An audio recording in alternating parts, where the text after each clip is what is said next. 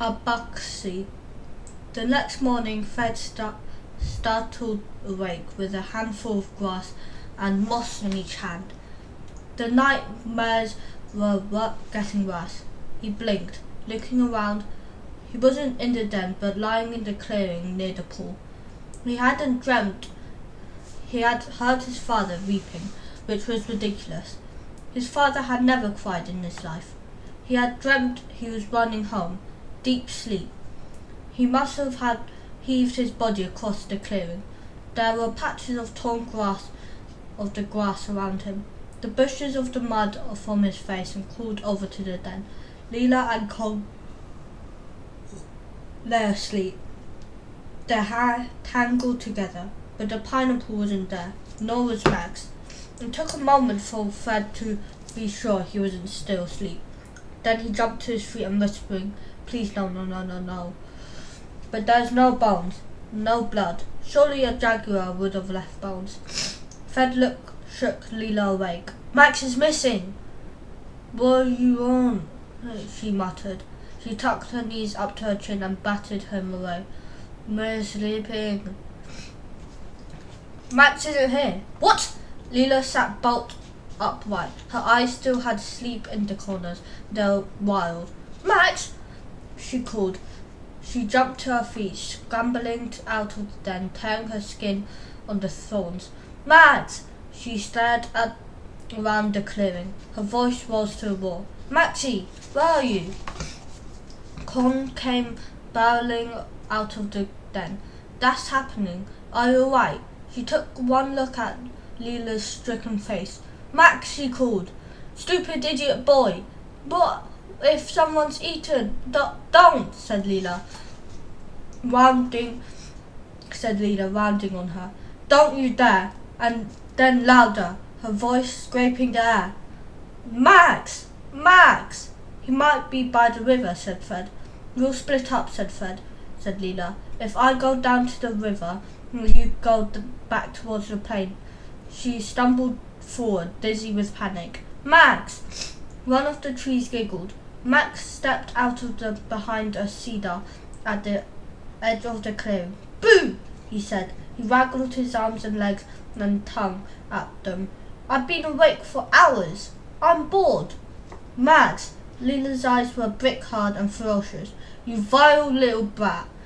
If you ever do that again, I'm telling Mama and Papa when we get home, and he'll beat you with his shoe." Max's face fell. "He wouldn't. He never hits me." "He would if I told him what you did." She looked closer at him, her eyes narrowing. "Where did you go?" "Secret." Did you eat the pineapple?" "Secret." And he wiped guiltily at his cheek. "Max!" Leela balled her fists. "Max, if you ate all our food, I don't care what Mama would say. I'll smack you so hard." Max pressed his lips together and shook his head. "Pick me up, Leela," he said. "Tell us, Max, where did you go?" "Up." His eyes filled with tears. "I'll tell you if you pick me up." He began to shudder with huge body shaking sobs. Leela gave a hiss of fury. She picked him up. The sobs ceased immediately. "You can't get your own way just by crying," said Kong, her face tight. He smiled up at her. His face was clear of tears. "Yes, I can," he said. "Now tell me." Leela took hold of Max's chin. "Where did you go? Where's the pineapple? Did you see it? Did you eat it all?" "No, I wanted to share some with the animal." "Which animal?" "The monkey thing." "Where?" "By the 2 lava trees," said Max. He was panting. "I didn't do anything wrong. I was hungry. I was being kind." Leela dropped Max to the ground. He gave a wail, but saw her face stop. "Show me," said Leela, "or I won't believe you." An unexpected excitement gripped Fred. Leela began to run, the other 3 following down the path they had hacked towards the cluster of trees surrounding the trunks of the boy's lava tree. Max was tugged along by the hand, his legs pounding double time to keep up. "Slow down!" he wailed. They passed a lava tree and moved out of the sunlight into the thick wild trees. Suddenly, Max stopped. "It's there," he pointed up at the low hanging branch. "See, I wasn't lying." Above their heads rose a great flowering white tree from which one of the branches hung a small animal, unlike anything Fred had ever seen before. It was looking up, with huge eyes at the vultures in the branches above its head. On the ground below it was 3 chunks of pineapple, untouched, and some distance away 2 more vultures crouched over the corpse of a larger version of the same animal. "Get away!" yelled Leela. She ran forward, kicking out the birds. "Get away from it!" The 2 vultures on the ground took off, startled by the vulture, but the vulture in the tree only ruffled its feathers. It was enormous, as broad as a Labrador. Around the middle its eyes watched the tiny animal hungrily. The animal on the branch let out a mew like a cat. It was grey-brown with a cream face, a dog-like snout, and immense black eyes.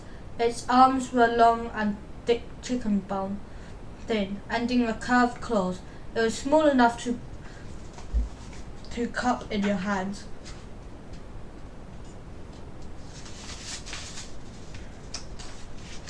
Leela ran to the base of the tree, gripped the lowest branch and scrambled to her feet up against the trunk. The vulture, feeling the tree shake, flapped its wings, cawed and disappeared. Leela hauled herself into the branches. Her knees were shaking. Her breath was unusually loud. She sat at the branch where the animal was perched and began to scoot forward, both hands gripping tight.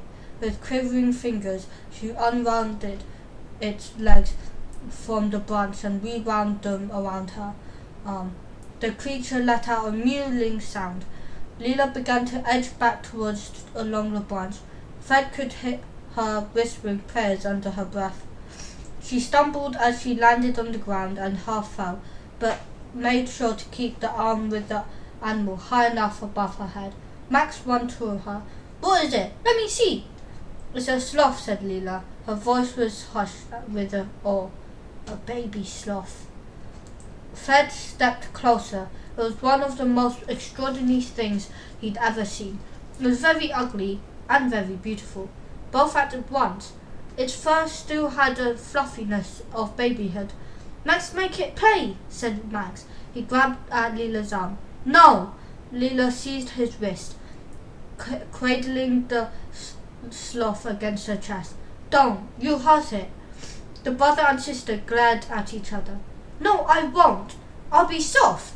"Maxie, you mustn't. It's terrified. It doesn't have a mother to protect it. See, it's shaking." "But I love it." Max looked dangerously close to tears. "But it doesn't need you to love it to death. It needs us to be slow," whispered Leela. Come on, Maxie. Let's take it back to camp. You can bring the pineapple." Back in the clearing, Leela made a bed of soft grass for the sloth. She set it down on its stomach where it lay quivering and held out a pineapple to it. "I want to touch it," said Max. "No," said Leela.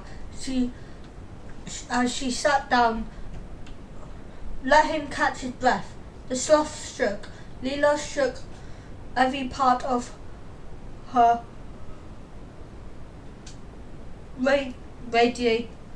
radiated long. It was probably best. Leela imagined to leave people alone at such moments. People suddenly bludgeoned by passion were unpredictable. They might bite or cry. He stepped backwards, giving her room. The sloth moved very slowly out of its bed and towards Leela. It reached her shoe and called. So slowly Fred was sure he could hear its muscles stretching and retracting under its fur. Into Leela's lap, with a peculiar jerky grace, the sloth reached out and grasped the pineapple between its front claws. Leela didn't seem to be breathing, but it was as if a light came out of her. It seemed to glow out into the forest. The sloth struggled to arrange the food so it could bite it, but Leela didn't move. She sat, stock still, watching as it sprawled itself more comfortably across her lap. It moved like an uncoiled rocking horse, Fred thought. Leela looked up and saw them. I've never seen one in real life, she whispered. People always told me sloths are slow and stupid, but I think they're only slow the way a ballet is slow. Very slow, she laid a finger on the sloth's chest. I can feel his heart. It's fast. It's a different rhythm. The sloth finished chewing at the pineapple. It crawled up Leela's arm and clung to her, up near her shoulder, resting its head just below her right ear. It made a little snorting sound, and Leela's hair ruffled.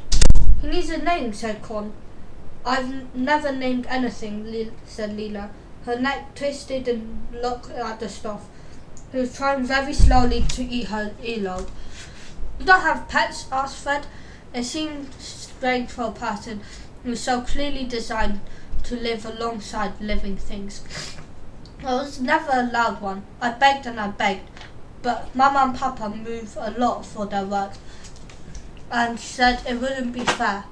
Leela looked hard at the sloth. She narrowed her eyes, her lips full from the name. What's his name? Asked Max. You have to tell us. It can't be a secret. Abaxi, she said. Yes, said Max authoritatively. That's good. Say it again, said Kong. Abaxi is Portuguese for pineapple, said Leela. Baka for short.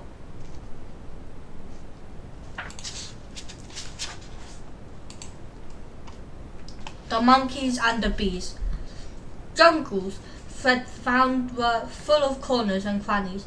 They held secrets, but the secrets emerged in the most unexpected ways. They would never, he thought. He thought he found a scrap of paper that changed everything. It hadn't been for the joint efforts of the monkeys and the ants and the bees. Max saw them first, late in the afternoon. He'd been lying on his back, staring at the sky. Leela and Con and Fred sat by the fire and tried to make a plan. The problem was, despite being told very firmly to stay put, Max kept trying to explore.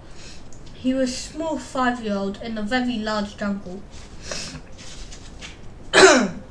How sure are you that the raft will hold? Leela asked. Fred considered.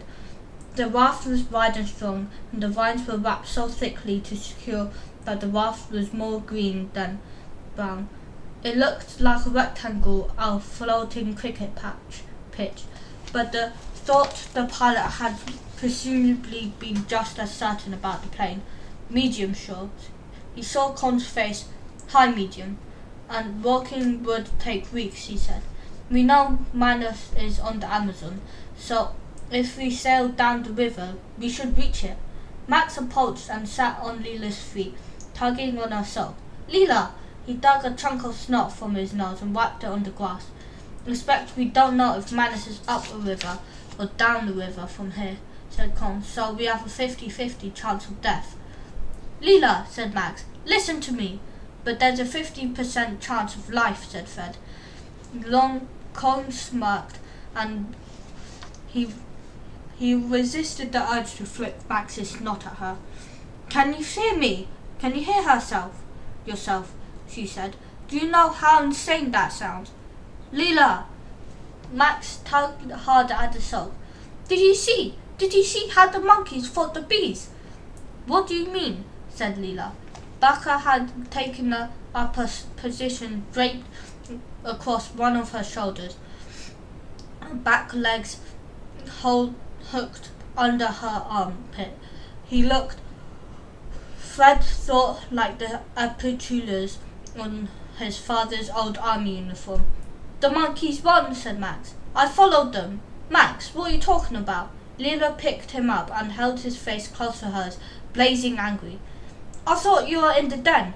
You know you're not allowed to move. I told you. If I can't trust you, I'm going to tie you to me. Max pouted. I didn't go far. I stayed away because I don't like bees. Maxie, don't lie. There were no bees, said Leela. I've seen everything flying thing. Ants and beetles and mosquitoes, but no bee. It was over there, said Max. He pointed to the other side of the clearing among tall rubber trees.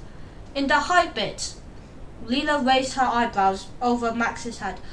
Was this a dream, Max, or in real life? Real life, said Max. I don't believe you. Real life! Max looked furious. Real life! The monkeys washed their hands in the ants, and then they fought the bees. I've no idea what you're trying to describe, said Con, but it sounds terrifying. Max got up, roared and stamped, accidentally stepping on Kong's knuckles. Kong gave a yell and slapped his knuckles. That hurt, she said. Don't hit him, said Leela. You're not paying attention, any of you, said Max. Listen. Fred looked at Max. The boy's eyes were unhappy and a little wild. We are listening, Max, he said. No, come. Max took hold of Kong's hand and pulled her up towards the tree, his small feet thumping determinedly into the earth. Kong looked surprised, but letting herself be led jogging beside him. She didn't comment on the state of Max's hand, which was sticky with unknown substances. Fred and Leela ran after him. There, said Leela. They were there. He pointed up at the ant's nest, a great bulbous structure built on the tree's trunks, bulging out of like a pot belly. There are no monkeys in sight. They were really soon ago. They'll come back. Skeptically, Fred sat down. Max sat on Leela's legs. Becca clung to Leela's shirt. Sitting still and empty-handed was not. Fred found an easy thing to do. The thing was trying so hard not to think about his father's face. His mother's voice came crowding in, and darker things, the picture of all four of them starving, unfound in the green clearing, crept towards him. He tried to whistle, but his head swam, and he succeeded only in making a peculiar piping noise. Fred, whispered Leela, you scared the monkeys. And then suddenly the monkeys came. There were 3 of them, dark brown and strong-limbed, and sweet-faced. Fred watched in awe as they chased one another up and down the trees, chittering. The whirly giggled around the trees, flicking their tails, and then the largest monkeys of mother with a baby hanging from her neck laid her paws on the ant's nest. The ant swarmed over the monkey's paws and up her arms until her fur was black with them. Then, fast before the ants could bite, the monkey rubbed her paws together. Kong touched Fred's sleeve. Is she killing the ants? Fred watched the monkeys lower her nose to her paws and sniff deeply. It's like a perfume, or sort of drug, he said. Suddenly, all 3 monkeys, as if at a signal, turned and leapt away across the trees. Let's follow them, said Leela. It isn't easy to keep pace with a monkey if you don't happen to be one yourself, and if you haven't eaten properly for days. They were all full weak, and Leela's hands were shaking. Con turned pale as they jogged after the monkeys' disappearing backs. The monkeys leapt into the branches of the great spreading rubber tree and halted.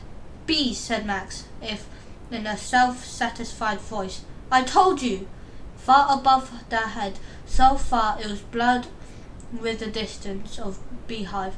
It was enormous, encascaded in a grey layer of resin, and the buzzing was astonishingly loud. Honey ran down the side of the tree. Leela's eyes widened. She held Becca more tightly. They don't attack sloths, do they? As they watched slowly, the mother monkey approached the hive, broke open the protective layer and plunged her paws into the depths. She broke off a piece of her honeycomb and bit into it.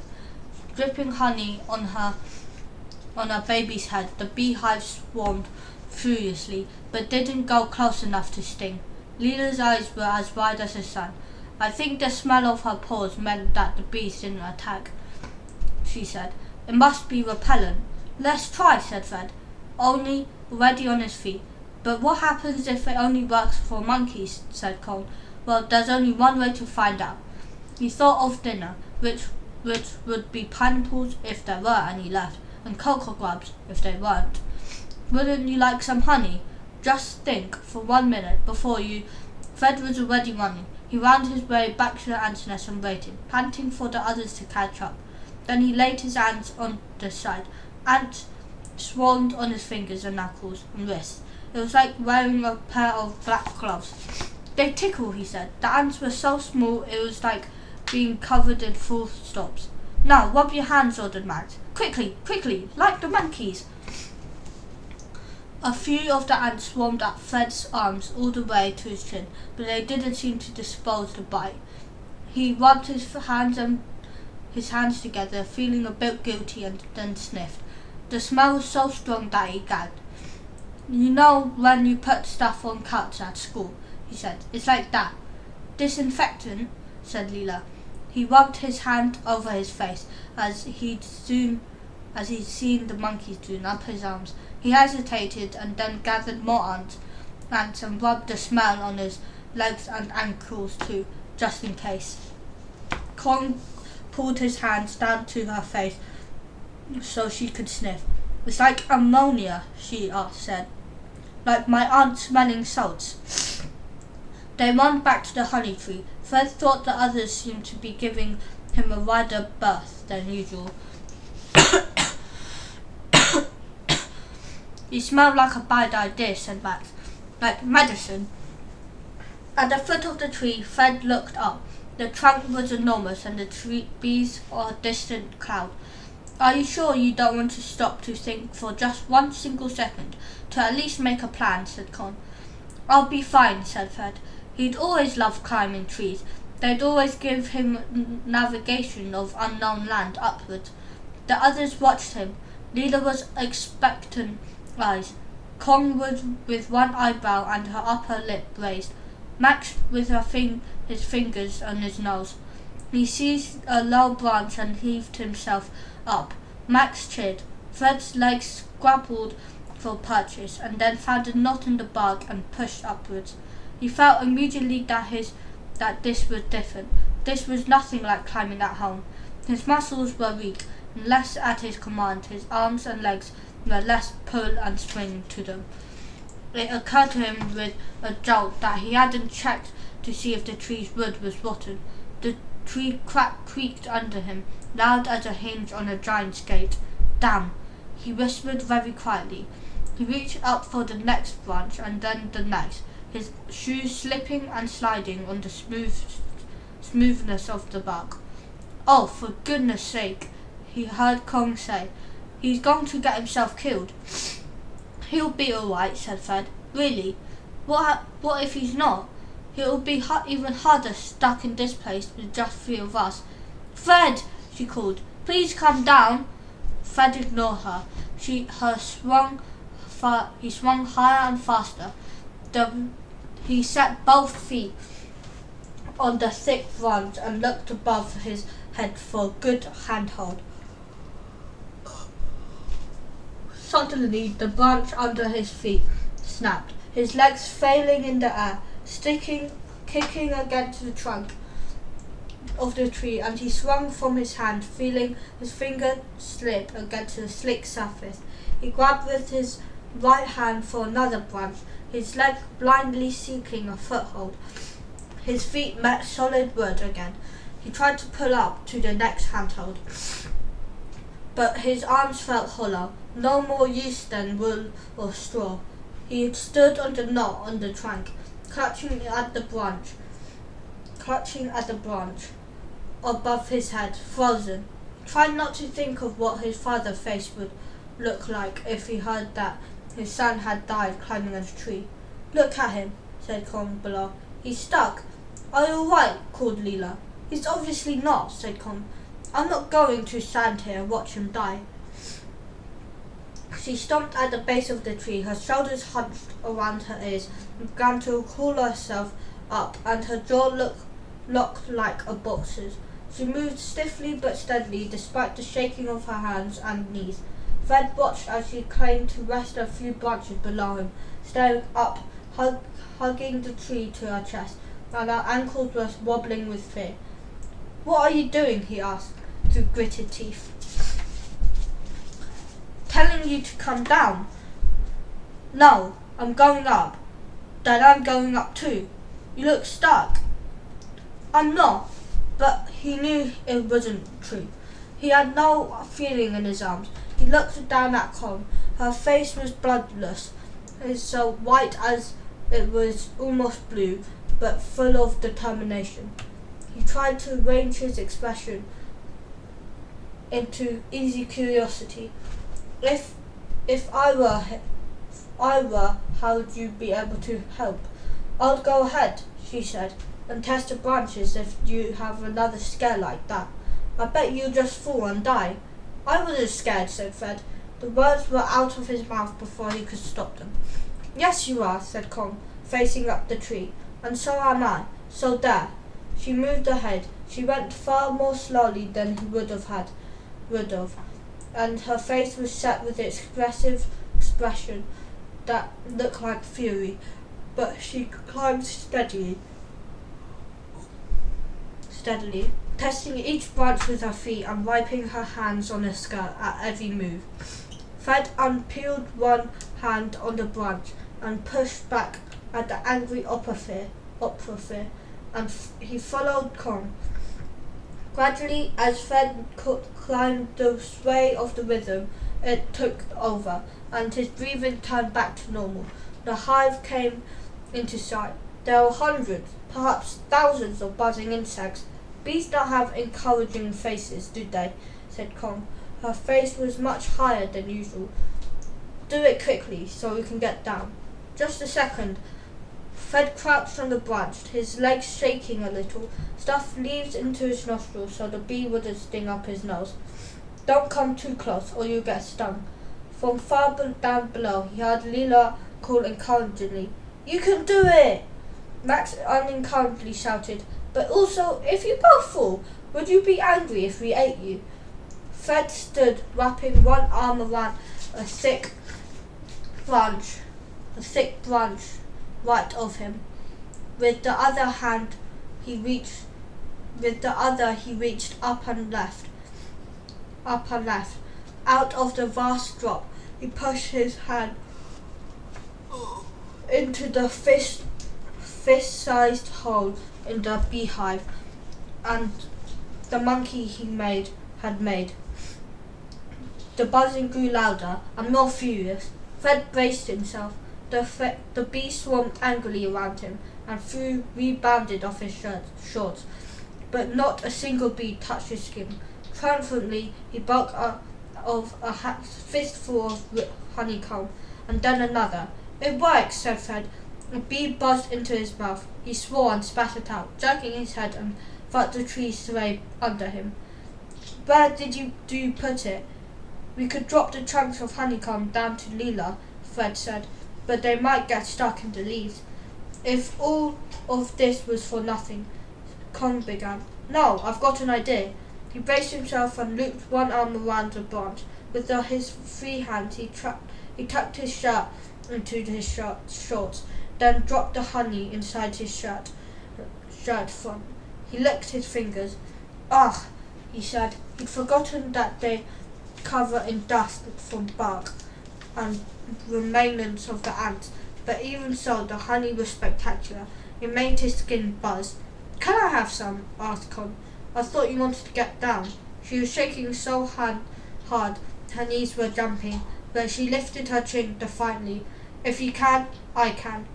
It was just as Fred edged around the great trunk of the tree towards her that he saw it.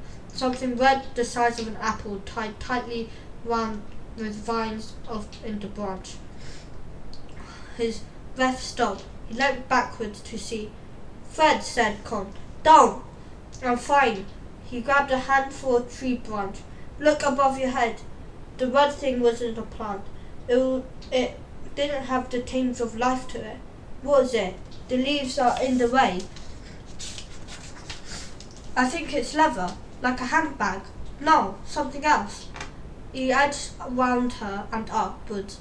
He unwound the thing from the tree as quickly as he could, his hands shaking. The branches he saw he was on was broad, and he sat down on it, his legs hanging on either side. Kong approached and sat facing him, hugging the trunk with one shaking arm. Don't open it now. Wait until you're on the ground, you idiot. Just quickly. It was a red leather pouch with a leather drawstring and remnants of gold embossed writing on the base. It was heavy. His hands were shaking as he opened it and pulled out a lump of metal. A tobacco tin, he said. It was rusty, but less rusty than the sardine tin. Let's see. There were words on the side. She whispered them aloud, as if they were spelled. Collar's finest tobacco, London, Piccadilly. There's something else, he said. The tree rocked suddenly in the wind, and the thing slipped through the fingers. He caught it just in time. Also rusty and tough, rough in the fingers. A penknife, he said. Is that everything? Think so.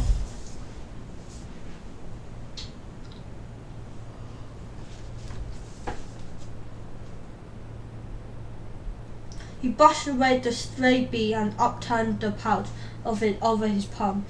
A piece of paper fell out. What's that? Said Kong. A letter? It was a sheet of paper from the blank end pages of a book, marked in ink and labelled with neat blocked capitals, and in the corner was sketched over points of a compass. It's a map, he said. Goosebumps rose on his arms. Fred knew the power of maps. They gestured to hidden things. They were line drawings of the world's secrets. He studied it. It was a sketch of ink, which had faded in the creases of the paper. There were thin lines of tributes, and thick one for what he assumed must be the Amazon. In the far right-hand corner there was an X. It had been scratched so fiercely with a pen had pierced the paper. What do you think it's of? What's the X stand for? Kong's eyes were wide. She seemed to have forgotten that they were 30 meters up in the sky. I don't know. Fred looked upwards. The tree they were sitting in was taller than the others surrounding it. Near the top where it thinned to a spike. It stood high above most of the trees of the canopy. I'm going further up, he said. If I can get above the canopy, I might be able to see. No, you're not. That would be insane. You're just showing off because you're embarrassed you got scared before. Fred felt his ears glowed red. I'm going. Do you want to go back down or you're coming with me? Con pulled the corners of her mouth towards her chin. I'm coming too, obviously. They went slowly, testing each branch as they went thinner and thinner. The branches became stringy and fork-handle thin. Suddenly, Fred's head broke out from under the leafy branch, and he found himself head and shoulders over the canopy. Below him, the river stretched, purple and silver. Fred tried to keep his breathing steady. It was exactly as he dreamt it, from his seat on the floor in the corner of the library. Look, he said. I'm looking, said Con. She was just below him. Her eyes were screwed shut. The river ran for miles, around bends and swooping, disappearing into the horizon near the foot of a mountain. As he watched, the monkey skittered down a river from a tree and leapt away, curling its tail around branches as it swung past him. Open your eyes, Con, said Fred. You have to see. Con opened her eyes and then opened them further as wide as the sky. I didn't know. It's bright. Your face beautiful. It looked. Fred thought like someone had designed it with a purpose in mind. Someone He wanted the world to be as wild and green and alive as possible. Very slowly, he let go of the tree with one hand. Fear rose up in his mouth, but before he reached into his pocket, he unfolded the paper. It felt like a small green miracle. The map matched exactly what he saw. It might almost have been drawn from precisely this position, and one very close. He peered down at the map. "That's us," he whispered. "That bend, that's the place we moored," said Con. The ink curves intricately sketched that match, or almost exactly the road below them. "Where's the X?" said Con. Fred shielded his eyes. "That way. But I can't see anything." The horizon was green, smudged. He couldn't see where the river wound. "We should mark where we are on the map," said Con. "And you're here." Fred looked down at his hands. The cuts on his knuckles from the crash were just beginning to heal. He bit off the scab of one of them, squeezed out a drop of blood, and put a spot of red on the map to mark where they're going. "That's disgusting," said Con. "Good idea." Fred grinned. "Let's go down," he said. "There's honey for lunch." He swung down from the tree faster than he should have had. A lot of skin got left on the knot of bark halfway, and he poked his eye by a branch. Con followed more slowly, whispering instructions to herself. Honey was seeping through his shirt as he thumbed the last 2 feet at the forest floor, but his heart was spinning. "You're alive," said Max. He threw his arms around Fred's leg and tried to bite his knee in celebration. "We were just thinking we were going to get and eat you." "Try not to sound so disappointed," said Fred, grinning. Con reached the lowest branch of the tree. She hesitated, ready for the jump. Leela held out her hand, but Con ignored it and thumped to the forest floor. "We made a discovery," she said grandly. "Really? What is it?" "Food?" asked Leela. "Wait and see. Let's get to the clearing first," said Con. Then it was as if a valve had been released inside her. She let out a cough that was half laughter and half triumph. "I never actually climbed a tree before." "Never?" said Leela. "Then that was actually quite amazing." "I know," said Con. "I think so too. As soon as they reached the den, Fred pulled off his shirt and scraped off the honey in piles on wide leaves. He crossed to the pool and splashed water on his chest, shirt, and bark and dust had made stuck to the honey and made a surprisingly tenuous paste. "Hurry up, Fred," called Max. Fred gave up and pulled his sticky shirt back on, then ran back to the den. Leela was turning a tobacco pouch over and carefully.